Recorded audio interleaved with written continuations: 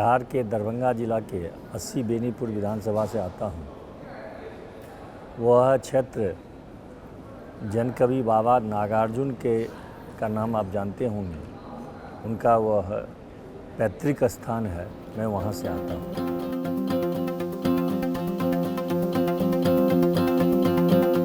ये तो कल मैं आज ही मैं आया हूँ और एक ही सेशन में भाग लिया हूँ, लेकिन वहाँ पर लगा कि नहीं, थॉटफुली वहाँ पर चर्चा होती है, अच्छा लगा।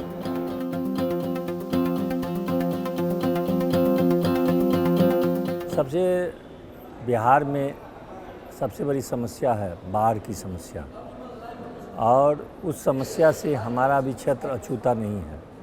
और बाढ़ का पानी हमारे बगल के राष्ट्र नेपाल से आता है, जिसके कारण वहाँ पर बाढ़ आती है।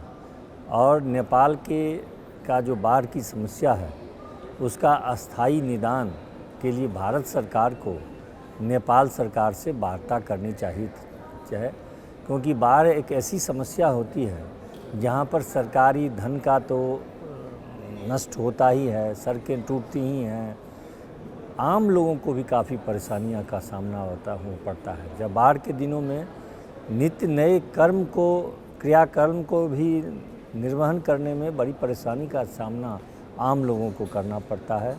तो यह आवश्यक है कि बाढ़ की समस्या का अस्थायी निदान हो जाए, इससे लोग काफ़ी परेशान रहते हैं।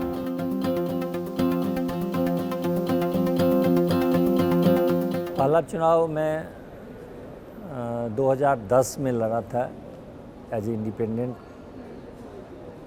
और वहाँ पर वातावरण बहुत कुछ ठीक ठाक चल रहा था। लेकिन बिहार में पॉलिटिकल पार्टीज़ को ही लोग वोट देते हैं, यह अंत में यही मुझे लगा।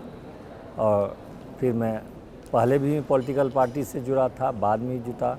अब 2020 में हमारे नेता आदरणीय नीतीश बाबू ने हमें टिकट दिया, और पार्टी के सिंबल पर मुझे पहली बार टिकट मिला और पहली बार मैं जीता।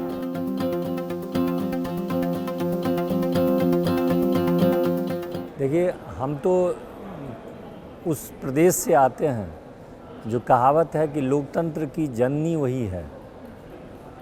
वैशाली ही वहाँ पर पहला लोकतंत्र प्रारंभ हुआ था, और उसी प्रदेश से मैं आता हूँ।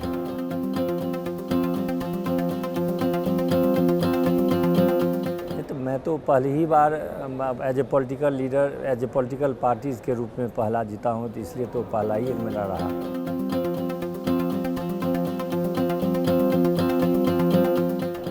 राजनीति में निश्चित रूप से आवें। युवाओं में एक देखने को मिलती है कि वह राजनीति को लोग एक गलत नज़रिए से देखने लगे हैं। वह बहुत ही गलत है।